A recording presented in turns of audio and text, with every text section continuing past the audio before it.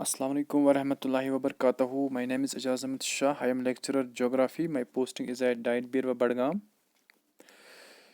तो इससे पहले भी हमने आपके सामने बहुत सारे टॉपिक्स डिलीवर किए हैं जो हमने टर्म फर्स्ट ज्योग्राफी से लिए हैं for class 6th 7th 8th 9th 10th।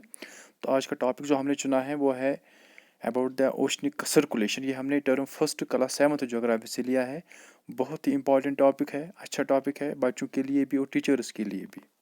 तो इस टॉपिक में हमने बहुत सारे डायग्राम्स दिखाए हैं ताकि जो बच्चा है उसको अच्छे से समझ आ जाए, क्योंकि जो पिक्चर है वो तो काफ़ी बेहतर है थ्योरी से।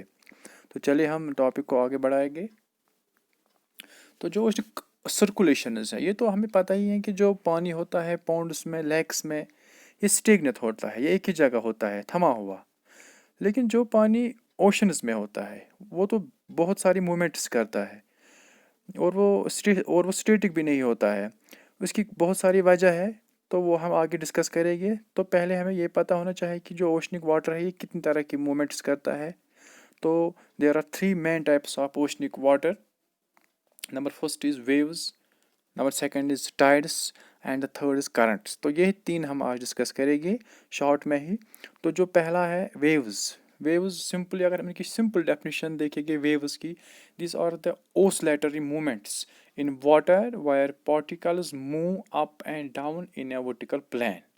तो क्या होता है अगर हम डायग्राम की तरफ देखेंगे तो वेव्स का हमें कॉन्सेप्ट क्लियर हो जाएगा। ये एक वेव है जो ऊपर हमने लिखा है, तो जो ऊपर वाला हिस्सा है वो है क्रस्ट और जो नीचे वाला हिस्सा है ये है ट्रफ। यही होता है कि जब पानी समंदर में चलेगा इन क्रस्ट्स एंड ट्रफ्स, उसी मोमेंट को हम वेव बोलते हैं। जैसे कि हमने ये पिक्चर एक नीचे दिखाई है, तो ये सीधे दिखता है कि जो ऊपर वाला हिस्सा है ये है क्रस्ट, जो नीचे वाला बेस है ये है ट्रफ। तो जो ये क्या होता है कि गैप होती है फ्रॉम टू ट्रफ, उसको हम बोलते हैं वेवलेंथ में, जो डायग्राम से ही क्लियर होता है। और जो हाइट होती है क्रस्ट की उसको हम एम्पलीट्यूड बोलते हैं। तो एक और एक और ख़ास बात है इस वेव्स में कि ये तो एक रेगुलर मूवमेंट्स होती हैं। तो इसमें क्या होता है कि जो ओशनिक सरफेस है और विंड्स में है, जो विंड्स होती हैं चलती, जो इनमें इंटरेक्शन होता है उसी वजह से ये वेव्स बनती है समंदर में। तो आगे चलते हैं। तो जो दूसरी मूवमेंट है that is tides, oceanic tides. क्या होता है कि ये तो पता ही है कि ओशनिक वाटर स्टेशनरी नहीं होता है, ये डिफरेंट मूवमेंट्स करता है। एक तो हमने अभी ओसिलेटरी मूवमेंट पढ़ी है, तो अब जो दूसरी तरह ये मूवमेंट करता है that is it rises and falls regularly twice a day at constant intervals. क्या होता है कि जो ओशनिक वाटर है ये ऊपर भी चढ़ता है और नीचे भी चढ़ता है। इसकी एक खास वजह है, कुछ फैक्टर है, वो भी आगे हम पता चलेगा। लेकिन क्या होता है कि this periodic rise and fall in the level of water in ocean is called a tide. ये पीरियडिक राइज एंड फॉल होता है क्योंकि ये डिफरेंट पीरियड्स में होता है। जो मतलब एक दिन में ये 2 बार होता है, कभी ऊपर पानी चला जाता है कभी नीचे चला जाता है। तो इसी पीरियडिक राइज एंड फॉल को हम ओशनिक टाइड बोलते हैं। कि ये जो डायग्राम है इसमें भी ये पानी थोड़ा ऊपर जाता है कभी नीचे जाता है, तो उसको हम ओशनिक टाइड बोलते हैं। तो क्या वजह है? The strong gravitational pull exerted by the sun and the moon on the surface of the earth. ये काज है इसका, पानी क्यों ऊपर और नीचे जाता है, क्योंकि it is because of the gravitational pull of the sun and the moon. Moon तो बहुत छोटी है सन से, ये क्या करेगी, लेकिन इसकी एक खास वजह है कि ये ज़मीन के बहुत नज़दीक है, इसीलिए इसका भी असर ज़मीन के पानी पर पड़ता है, ये भी उसको अपनी तरफ खींचती है। तो चलिए आगे जाते हैं। तो ये देखिए ये डायग्राम अगर हम देखेंगे तो इसमें जो टाइड्स होते हैं कभी वो हाई टाइड होती है कभी वो लो टाइड होती है। अगर कोस्ट से नीचे पानी जाएगा तो उसको लो टाइड बोलते हैं, अगर कोस्ट से ऊपर बराबर जाएगा या उसके ऊपर भी जाएगा उसको हम हाई टाइड बोलते हैं। और इन दो गैपों में क्या होता है, जो जो दो इन हाई टाइड और लो टाइड में गैप होती है उसको हम टाइडल रेंज बोलते हैं। अगर हाई टाइड देखेंगे फिर से it is high tide when water covers much of the shore by rising to its highest level and it is low tide when water falls to its lowest level। तो यही diagram से हम clear हो जाएगा high Tide और low tide में क्या फ़र्क है। तो जो टाइप्स ऑफ टाइड्स है, जो टाइड्स है इसकी बहुत सारी किस्म है। अगर हम पहले देखेंगे डिफरेंट टाइप्स ऑफ टाइड्स में ड्यूरिंग द न्यू मून, जो न्यू मून होती है, जो पहले जब एक महीना ख़त्म होता है और दूसरा महीना शुरू होता है तो उसको हम न्यू मून बोलते हैं।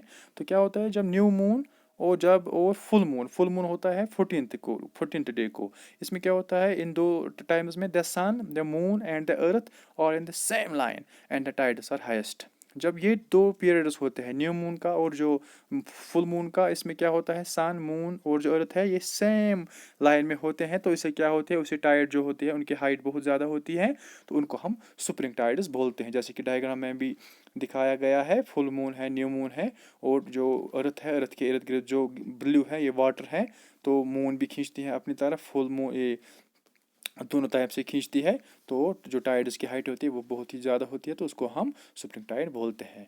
और जो दूसरी किस्म है, इसमें भी क्या दे होता है, when the moon is in its first and last का वाटर, जब मून की पोजीशन चेंज होती है क्योंकि अर्थ के अराउंड रोटेट करती है, तो फर्स्ट का वाटर कब होता है, 7th डे का महीना, और लास्ट का वाटर कब होता है, 21st का जो महीना आता है। तो इसमें क्या होता है कि the ocean water get drawn in diagonally opposite directions. Actually क्या होता है कि जो मून और सन होता है इसका फोर्स काउंटर बैलेंस होता है, जिसकी वजह से टाइड्स की हाइट लो रहती है, तो इन लो टाइड्स को हम नीप टाइड्स बोलते हैं। तो डायग्राम से हमें क्लियर होगा। तो चलिए आगे जाते हैं। तो ये हो गया, ये था हमारा टाइड्स के बारे में। तो जो लास्ट मूवमेंट है that is about the ocean currents. Ocean current क्या होता है, the regular movement of water from one part of the ocean to another. क्या होता है कि जो समंदर में पानी होता है वो कभी एक जगह से जाता है दूसरी जगह, बहुत दूर जाता है, किलोमीटर, थाउजेंड्स ऑफ किलोमीटर सफ़र करता है समंदर में ही पानी। ऐसा लगता है जैसे कोई दरिया समंदर में चलता है, उसको हम ओशन करंट बोलते हैं। और ऑफ ऑल द मूवमेंट, सब इन तीनों मूवमेंट्स में सबसे ज़्यादा इंपॉर्टेंट करंट से है, क्योंकि इससे क्या होता है, इससे ओशन का टेम्परेचर भी चेंज होता है और इससे पानी थाउजेंड्स ऑफ किलोमीटर दूर जाता है।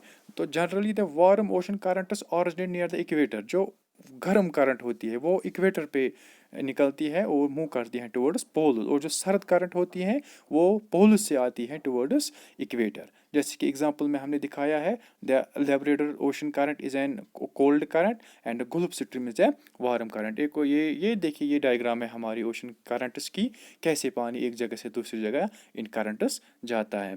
तो ये डायग्राम जो हमने अभी लेब्राडोर करंट अगर आप देखेंगे तो यहाँ पे लेब्राडोर करंट है, और अगर हम गल्फ स्ट्रीम का भी हमने अभी देखा तो गल्फ स्ट्रीम यहाँ है। तो यहाँ जो इंडेक्स लगा रखा है, वार्म करंट हमने रेड एरो से दिखाई है, कोल्ड करंट ब्लू से। तो लेब्राडोर करंट जो ब्लू से है ये कोल्ड करंट है, और गल्फ स्ट्रीम जो है ये वार्म करंट है। और इसी तरह हम डिफरेंट करंट्स देखेंगे, जो रेड है ये वार्म करंट्स हैं, और जो ब्लू है ये कोल्ड करंट से। हमें पता चलेगा कि कौन सी करंट कहाँ से आती है और जाती है। तो उम्मीद है कि ये टॉपिक आपको समझ आया होगा। तो कोई भी क्वेश्चन हो तो आप मुझे डायरेक्ट कांटेक्ट कर सकते हैं।